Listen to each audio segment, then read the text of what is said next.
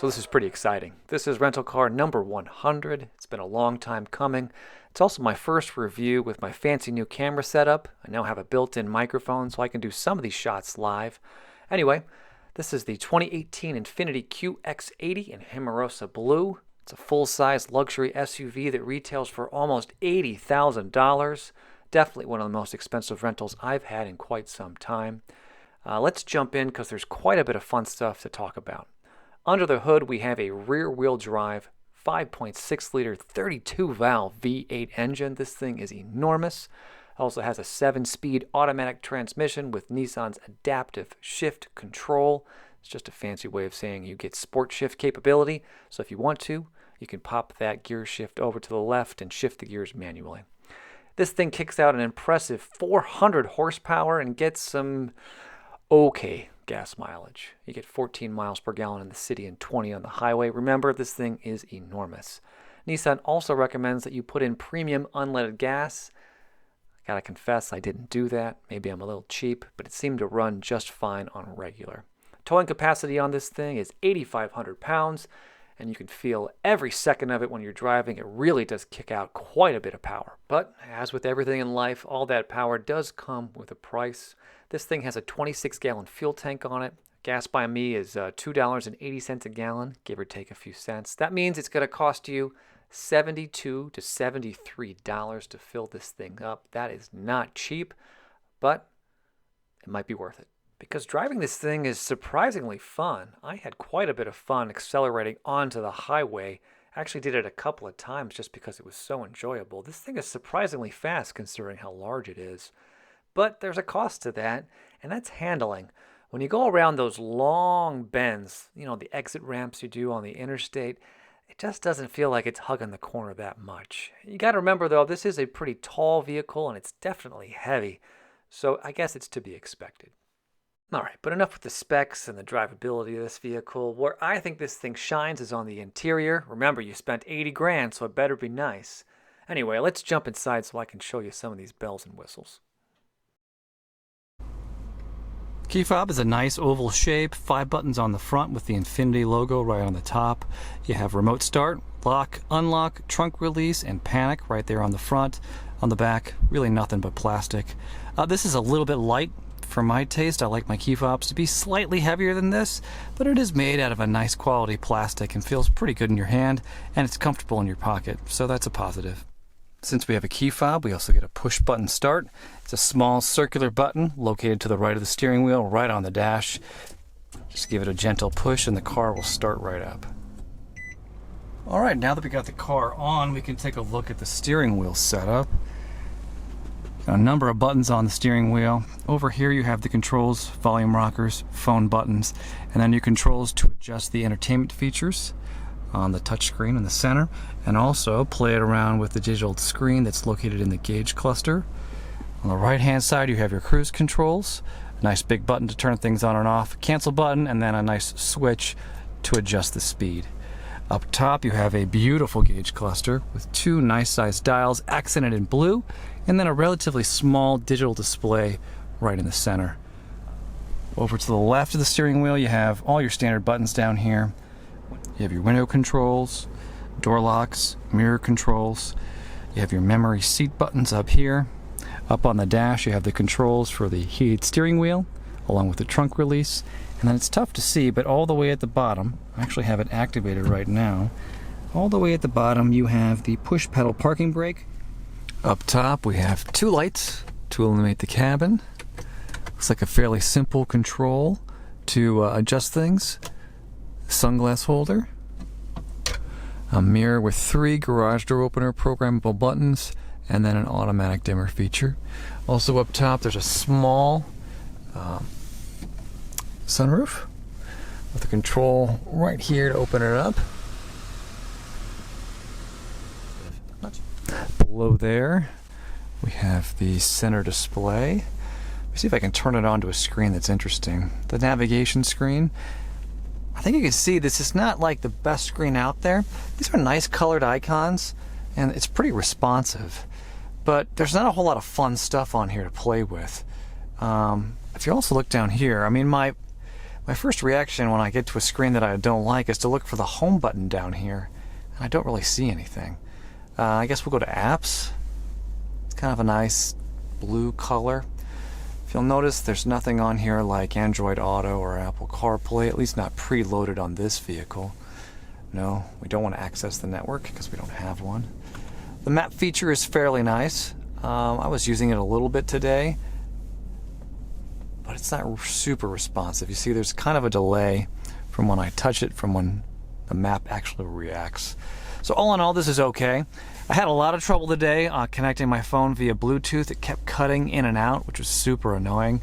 But, you know, the radio works fine. You just kind of tap on a button and it turns on.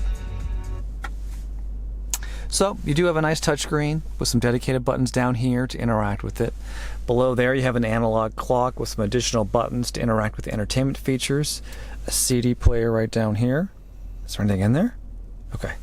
I've only had 2 cars with CDs so far. Anyway, climate controls are down here. Let me see if I can move the gear shift out of the way. Decent climate controls. You do have to reach pretty far to get access to both the tuner, right, for the radio, and then this second climate control, because this is a big vehicle. But all in all, the climate controls are fairly simple to use, and you do get pop-up screens up here on the see, I'm adjusting the temperature right there. So you do get pop-up screens, especially for the fan. It's nice to see.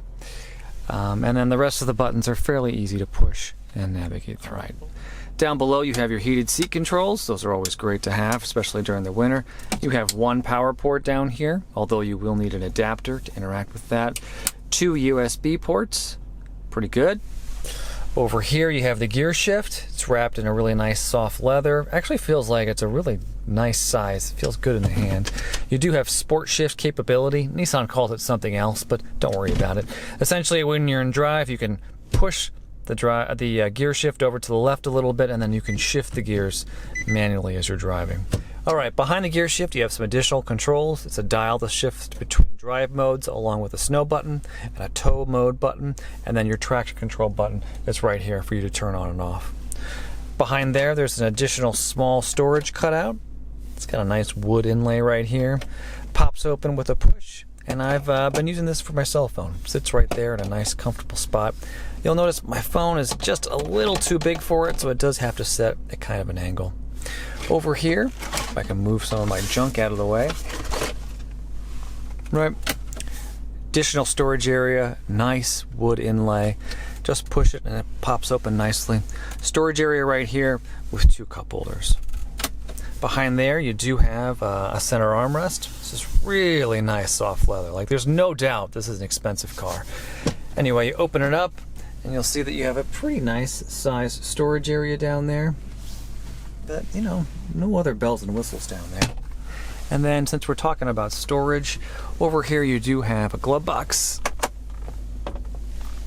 Pretty decent size. No shelving units or anything in here. But this looks pretty good. It looks like Enterprise has left us the owner's manual, 2018 QX80, and some other paperwork that we're not going to take a look at right now.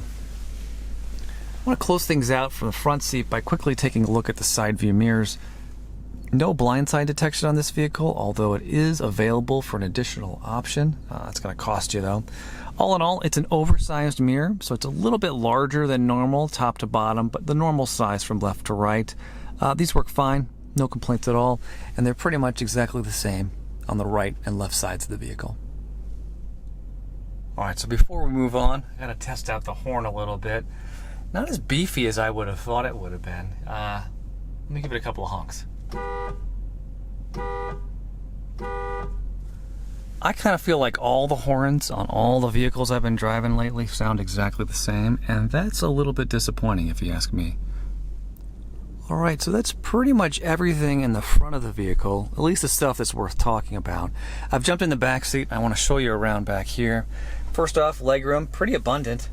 I've got at least 6 to 8 inches between my knees and the back of the front seat. That's nice to see. It's also kind of fun to see that you do have handles to get in and out of the vehicle, because you are pretty high off the ground. Even though I'm 6 feet tall, I kind of have to jump a little bit. Up here, up top, you have dedicated vents for your passengers. So this is the driver's side of the vehicle, along with the light, I should mention. You also have it on the passenger side of the vehicle. Down here on the back of the center armrest for the front seat passengers, you have USB connections. It's kind of a rubbery connection right here. Feels a little cheap, but you know it's working fine. Additional controls to adjust the temperature back here, and then an additional USB port right there. You also have a pretty big and bulky center armrest right here.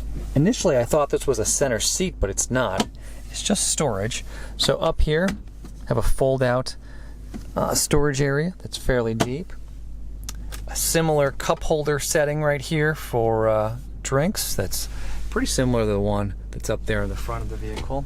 And then you have your own center armrest right here. Almost identical to the one in the front with quite a bit of storage back there. All right, that is unfortunately pretty much everything in the back seat. Let me show you how easy it is, get my suit out of the way, to fold these captain's chairs up and down. It's not hard at all. I'm holding a camera, a brand new one that I'm really nervous about, and I can still do that one-handed sitting down. So. All right, so since we've kind of breezed through the center row, let me quickly jump in the back seat so you and I can take a look at the third row seating. I'm going to guess that it's not going to be tremendously comfortable. So to get back there, we are going to need to grab a hold right here, pop that front seat forward. That's pretty easy. And then jump in the back. It's a little tight. That wasn't horrible. All right, let's see if we can fold this seat down. Oh boy. All right, so it's pretty tight back here. This seat is pushed back just a little bit. You could probably push it forward a tiny bit, but I still do not have a lot of room. Wow, that's hurting my calves. It's pretty tight. Seats are pretty comfortable though. You get the same soft leather as you do in the rest of the vehicle. You have nice headrests. These look pretty big. Looks like there's some additional controls back here. Let's see what happens when you press this thing. Ah, nice. So these control how far back the seat is going to recline. Let me see if I can show you a little bit. So I'll touch the button, and then you'll see the seat moves a little bit. Not too bad. I don't want to crush the stuff I have to haul for work, so I'm going to leave that as is. The only problem, my only really major criticism back here is that when you put these headrests up, you really are blocking quite a bit of the visibility out of the back window. So it's a negative, but to be honest, I doubt you're going to have too many third row passengers if you're going to buy this vehicle. All right, so the last bit is to escape from back here because you can't climb out through the center because you got this big center armrest. So what I'm going to do is just try pulling up on this thing, and let's see if the seat will collapse forward without me giving it a push. Nice, not bad. All right, now let's see if we can escape. Oh, that is not fun. All right, so that's the third row seat. I'm not going to climb back there anytime soon. It was pretty uncomfortable, but I guess it's nice to have capacity for 3 more passengers. Anyway, let's open up the hatch to take a look at the back before we close things out. When you do have those third row seats folded upwards, you still have a little bit of storage space back here, probably enough for some groceries or some other odds and ends. Also, underneath the floor of this area, you do get a small modular storage space.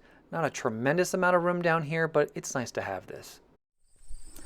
What's nice is there are actual controls to adjust the third row seats. They're located right here on the right side of the vehicle. Just push and hold the electronic control and you'll see the seat goes down.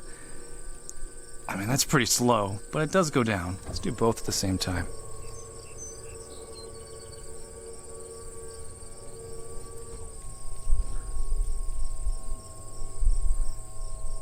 Wow, that is slow. When you do eventually fold those third row seats down, you'll see that you have a fairly large storage area that should be pretty useful. And speaking of useful, there's also some hooks back here to tie things down and another DC power port back here for you as well. All right, last thing. There's also a full-size spare that's located underneath the vehicle. I didn't try it out, but it looks like it's fairly easy to get access to. All right, so that's pretty much everything, end to end on the 2018 Infiniti QX80. I felt pretty lucky to have this one. I had it for 3 days. I think I drove over 450 miles on this thing. It's quite a bit of driving. Anyway, after all that time, I think I'm going to give this one a very reluctant 3 stars. Look, this is a beautiful vehicle, but I wasn't thrilled with the handling, and I'm not real thrilled with the storage space. I'd like to see Nissan get rid of that weird center armrest in the back seat. But that's just my take. If you think I'm wrong, I'd love to hear from you in the comments below. Anyway, thank you so much for watching, and I hope you'll join me next time when I review my 101st rental car. I'll see you then.